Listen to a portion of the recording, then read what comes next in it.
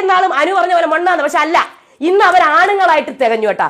കാര്യം അവിടുത്തെ ആണുങ്ങൾ മൊത്തം ഇതിനെതിരായിട്ടാ. ഇത് വൃത്തികെട്ട ഒരു ക്യാരക്ടർ അസാസിനേഷൻ, കിസ്സോ എന്തോ ചെയ്തോട്ട്.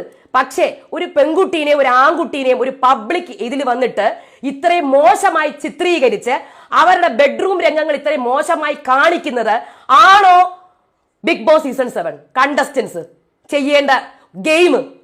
അതാണോ ഗെയിം? ഇതാണോ ഗെയിം? ഇങ്ങനെ ക്യാരക്ടർ അസാസിൻ ചെയ്താണോ നമ്മൾ പുറത്ത് കപ്പടിക്കേണ്ടത്, ടോപ്പ് 5-ൽ കയറേണ്ടത്? ഇങ്ങനെയൊക്കെ ഡീഗ്രേഡ് ചെയ്തിട്ട് എന്തായിരിക്കും നിങ്ങൾക്ക് കിട്ടുന്ന? ഒരാളുടെ ജീവിതങ്ങൾ വെച്ച് കളിച്ചിട്ട് ഓരോ കണ്ടസ്റ്റൻസിന്റെയും ജീവിതങ്ങൾ വെച്ച് കളിക്കുന്നത് എന്തിനാണ് മറ്റ് ബിഗ് ബോസ് മത്സരാർത്ഥികൾ? അതാണ് ഞാൻ ചോദിക്കുന്നത്. കുറേ സീസണുകളായിട്ട് ഞാൻ കാണുന്നുണ്ട് മറ്റ് മത്സരാർത്ഥികളെ ഡീഗ്രേഡ് ചെയ്യാനും അതിനും ഇതിനും എന്നൊക്കെ പറഞ്ഞ് ഏൽപ്പിച്ചിട്ട് പോണത്. സത്യം തുറന്നു പറയാം, എന്നെ ഉൾപ്പെടെ ഒരു മെഡലോ വിന്നറോ ആയിട്ട് എന്താണ് കാര്യം എന്നാണ് ഞാൻ ചോദിക്കുന്നത്. എന്റെ മനസാക്ഷി വേണം നമുക്ക് ഒരു കാര്യം ചെയ്യണതിന്. മനസാക്ഷി എന്ന് പറഞ്ഞ സംഭവം മനസ്സിലായോ? ഇവിടെ ആര്യനും ജിസേലും തെറ്റ് ശരിയെന്നല്ല പറഞ്ഞ. അവർ കിസ് ചെയ്യുകയോ ചെയ്യാതിരിക്കുകയോ എന്തോ ചെയ്തോണ്ട് പോട്ടെ.